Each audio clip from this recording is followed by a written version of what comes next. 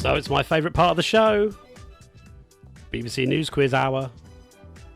Hey! An hour that's caused much discomfort in this house today. When we were discussing what we did in this hour, I said we do the BBC News Quiz. Who reads the questions? I said I read the questions. And then she said, if you read the questions, you must know the answers.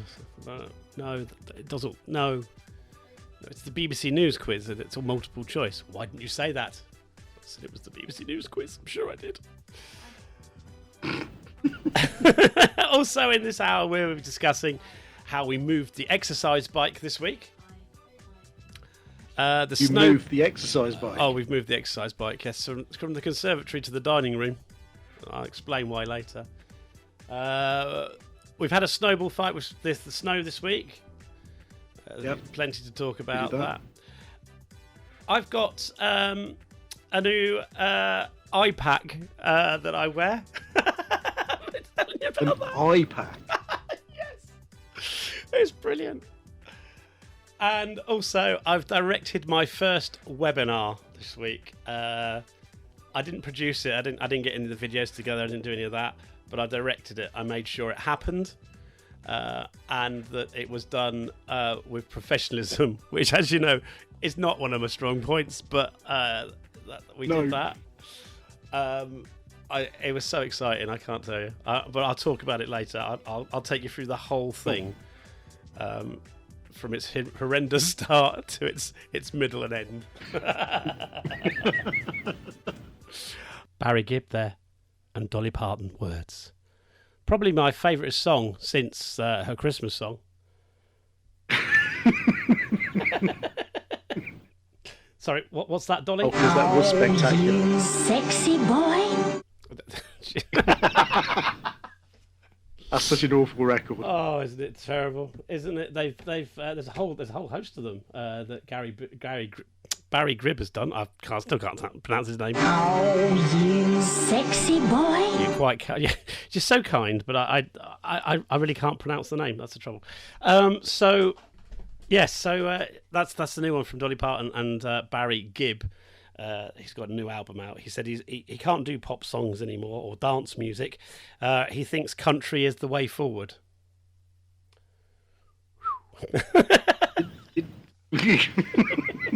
Wow. I had nothing. A funny thing happened last night. I was doing one of my favourite activities, which was watching YouTube statistics. I'm so sad. So sad. And I was watching the YouTube statistics, and I thought, well, that's weird. One of my videos had 90 views, and I'm thinking that's bizarre. And I looked, and it shows you a real-time view, and I suddenly realised it had more than that. It had 142 views.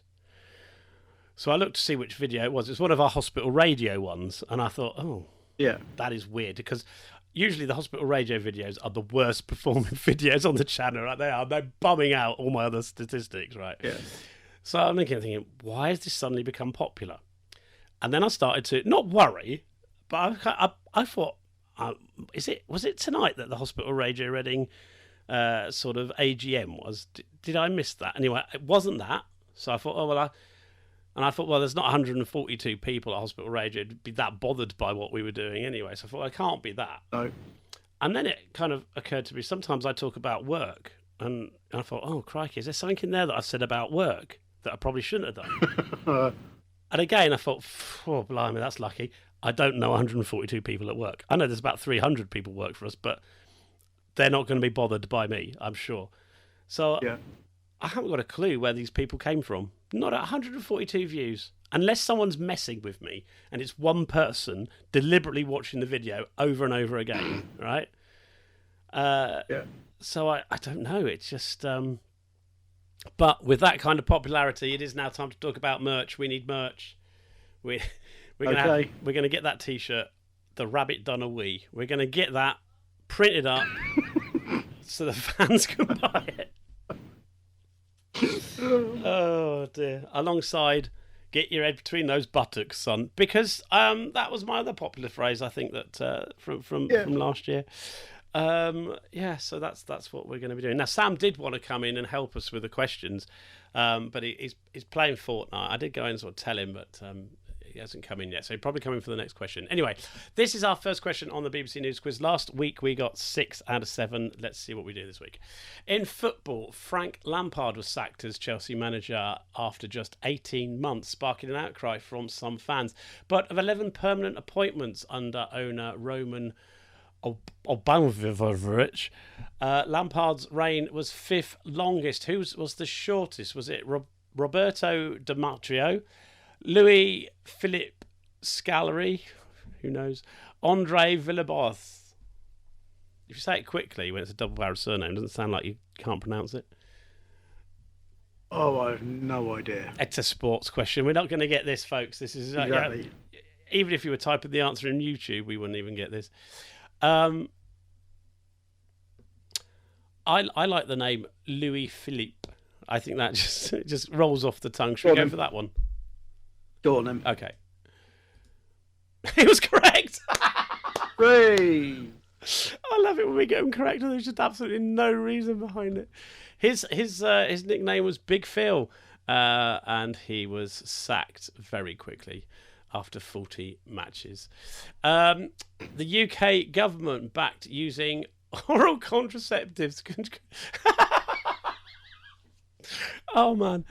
The UK government backed using oral contraceptives to control populations of grey squirrels and invasive species. But inside which foodstuff? Oh my God. This is brilliant. Would the birth control drugs be hidden? Was it acorns, bird food, or hazelnut spread? You imagine the two squirrels. Oh, I don't know, darling. I don't know why you're not getting pregnant. Have you been eating those acorns again? Oh, crikey. Gee whiz. What do you reckon? Acorns, bird food, or hazelnut spread? I reckon hazelnut spread. Yeah, it sounds the most bizarre. I mean, I've never seen a squirrel without a jar, so let's go for that. No. Correct! Yay! Oh God, it's hazelnut spread. Special feeding stations. Oh, they're actual special. It's like the Morrisons for squirrels. Hello? And they're starting the trial in East Yorkshire. Is there anybody there? Hello? You went? Or I went? I think you went. One of us went.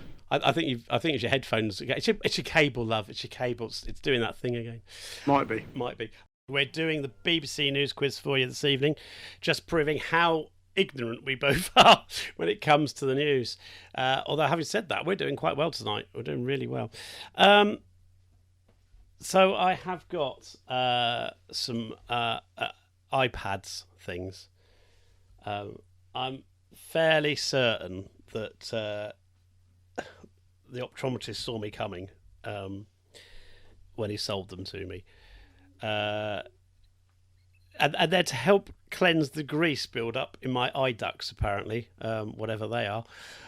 So I have to lay there on my bed with my eye packs on for 10 minutes. I warm up in the microwave and then lie back for 10 minutes. And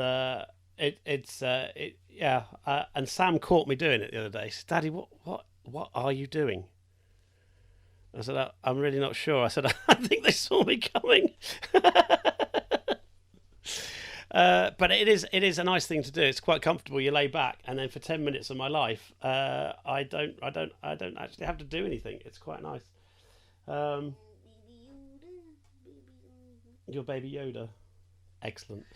I have a terrible feeling that Mr. Todman's not there. And his silence. There we go. Oh, there I am you there. go. I did wonder where you got to. I was there. Oh, I just had to change a little tweaky thing. Oh, you did a tweaky thing. Well, what happened was, darling daughter was in moaning about something, and well, she nearly pushed me backwards off the back of the chair. And in doing so, I grabbed hold of something and switched something off at the same time, which didn't help. Oh God, we should really video your end. It sounds so much more fun than my end. Right, What? Oh, he's going on about Baby Yoda. Right, so next question in our news quiz this week. You've already done 3. During his final months as US President, Donald Trump had been called by someone claiming to be Piers Morgan. The broadcaster told BBC News America. But where was Mr. Trump said to have been at the time? Was he in a car on his way to vote in the presidential election, on board the presidential plane Air Force One, or on the deck of a US Navy aircraft carrier? Where was he when Piers Brosnan, not Piers Brosnan, Piers Morgan. Brosnan? Yeah, I don't know. I've lost the plot. Piers Morgan. It's a slight difference, isn't there? There's a big difference, isn't there, in attractiveness? A fat, balding old man, or, well, actually a fat, balding old man. Where was he? I don't know. Any idea, Sam? Was he on his presidential plane, aircraft, or on a car on his way to vote? In a car. You reckon in a car on his way to vote? He was in a plim plim. Okay, bye. I hope you get it right. Okay, thanks. Thanks for popping in. Input always welcome. Oh man, which do you think? Do you know? Just because. do you know what? Yeah. I reckon. Well, I reckon it's either going to be on the plane, on an aircraft carrier. Else it wouldn't be so spectacular, would it? No. But I don't know. I don't know. You go with what you want. Go with Sam if you want. We go with Sam. Just to see what it was like. So, in a car on his way to vote is the wrong answer. You were right. It was the presidential plane, Air Force One. He was flying in Air Force One as in the above picture from 2017. So obviously nobody actually got a proper picture of it, which would have been fantastic. That could have been all over YouTube. Just as 16th century maps depicting the Spanish Armada off England were saved from export, Facebook apologised for removing offensive posts naming the locations Sir Francis Drake is said to have played bowls as the ships approached. But where was it? I know this one. Devil's I know Dyke? this one, but you go and read the answers. out. Devil's Dyke.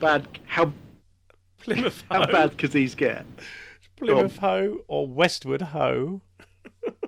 I like Devil's Dyke. Do you? Plymouth Hoe. It was. Plymouth Hoe. Okay, let's go for Plymouth Hoe. It is correct. It was Plymouth Hoe, a historic part of Devon's city seafront. Facebook users who instantly used the place name had posts taken down for breaching bullying rules. Company said it would take steps to rectify the error. Plymouth She's a Hoe. very well-known lady in Yes, Plymouth. obviously. Yeah, that's so well known that I don't know her. So this week I directed our first webinar for the charity that I work for. Yeah. You and I, we both know. I mean, we've done radio for 20 years, a long time. There's nothing more scary when you first start than going live and thinking, "Oh crikey, what if it goes wrong?" That's all that's going through your brain, isn't it? And I have. Where you're concerned, Yeah. usually it's not. It's not. Oh, I hope it doesn't go wrong. It is when it goes wrong, isn't it? wrong, yeah. When it goes off the rails, how to bring it back. So, I thought, right, this with a TV broadcast, it's going to be much more scary. So let's get these people to rehearse.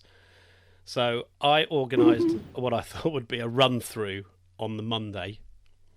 Well, that debacle turned into the fact that we all sat there and watched the video. We did it as a kind of a run through, and we had to pre-record an interview between the director of fundraising and the director of, the CEO. So that was unexpected, but we got through that. Okay, we thought, okay, we can record that, so we recorded that. And they rehearsed and then recorded. So this hour-long meeting took 3 hours.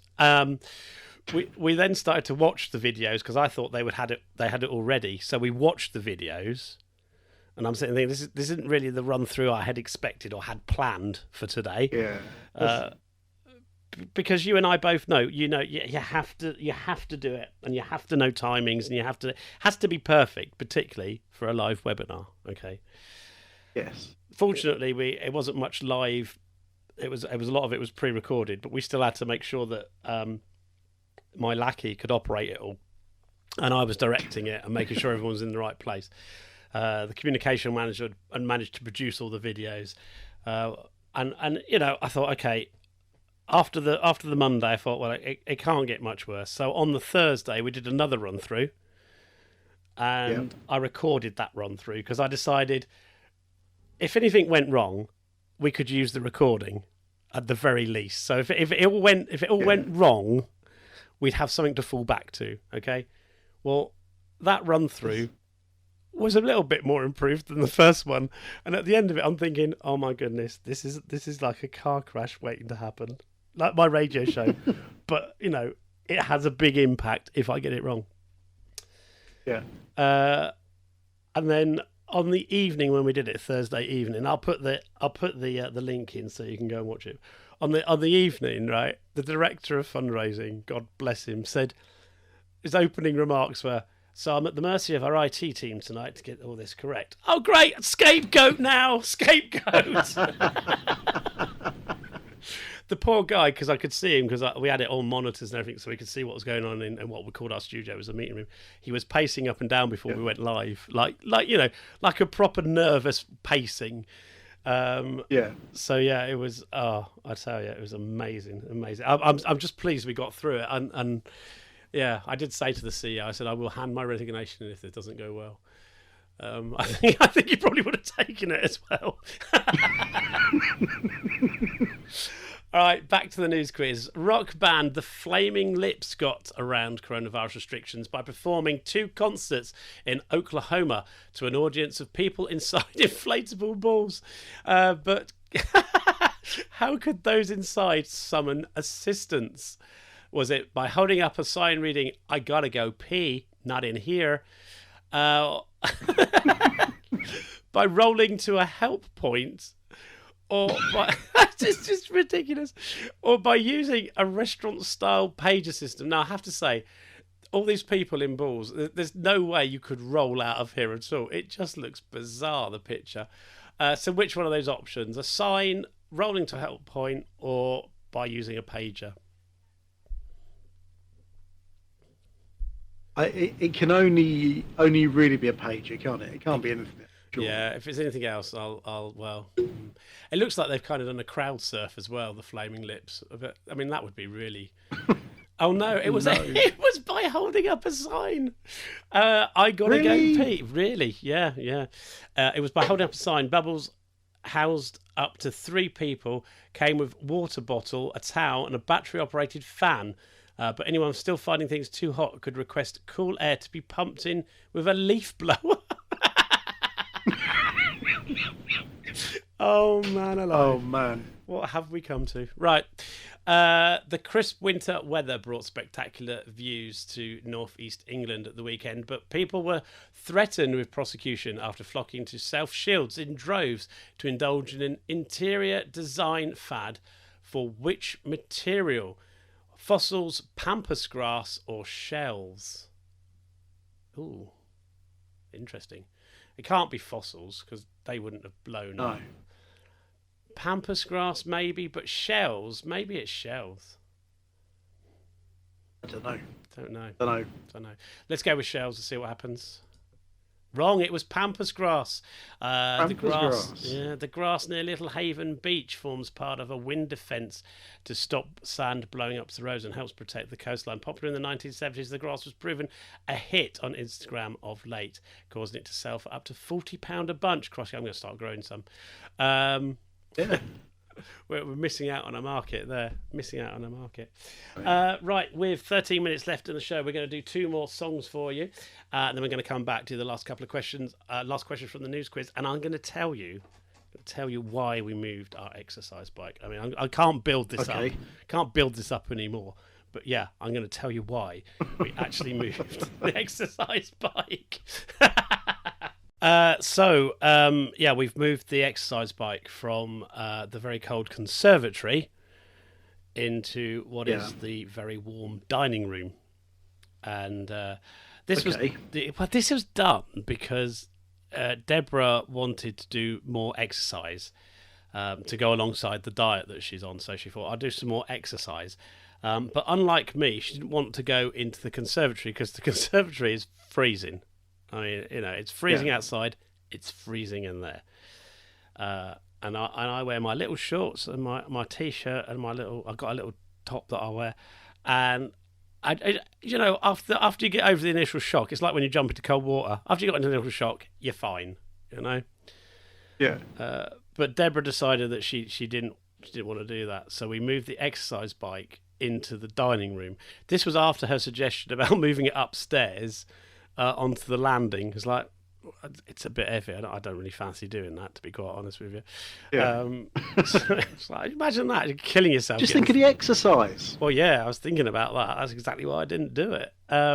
So it's in the dining room now. And now when I exercise on the exercise bike, because I do kind of circuit training where you do like a minute going really fast and then a minute on a higher setting but going slower. So with the radiator behind me, which is never a good look, it's actually added a bit of sport to it to me because I am sweating buckets by the time I've finished on the exercise bike now. I was just like, oh my God, it's horrible. Nice. Horrible. Yeah, I know. That's why I prefer it in the conservatory. So I've started leaving the conservatory door open so I don't get so hot. Thus, talking of exercise bikes, have you seen? What's her name? I can't remember what her name is now. I've not got it. I was just. Oh no. That's complete. I'll talk about it next week. Okay. I'll find out who it is. Right, because that's. I'll send you a link. Yeah, that's killed that link. Now but it's fine. Sorry. It's okay. Do you know that exercise bike? No, nor did you apparently. Right, so that was brilliant. Good. Carry on then. New light was shed on the origins of the evolutionary puzzle labelled as an abominable mystery by naturalist Charles Darwin. He was, it's suggested, referring to a gap in the knowledge allowing a rival to use divine intervention as an explanation for what? Humanity's genetic split from an ape-like ancestor, ornamental but cumbersome animal traits such as peacock feathers, and the relatively sudden appearance of flowering plants. What was he referring to as an abominable mystery? I read this story. Oh. Should have taken notes. There's always one question, isn't there? Always one question. No, I don't know this one. No, I haven't got a clue. Do you know, I'm going to go for the ornamental but cumbersome animal traits such as peacock feathers. Vague recollection. Makes sense. Vague recollection, but, who knows what. Wrong. Yeah, it makes sense. It was wrong, sadly. It was the appearance of flowering plants in the fossil record. They appear very suddenly in the Cretaceous period, dating about 100 million years ago, and is considerably diverse. Well, let's find out how many we've got right. I think it's probably 5. Let's see. Oh, no, it was worse than that. It was 3 out of 7. Oh, no. Why did I think 5? So this week we are abominable.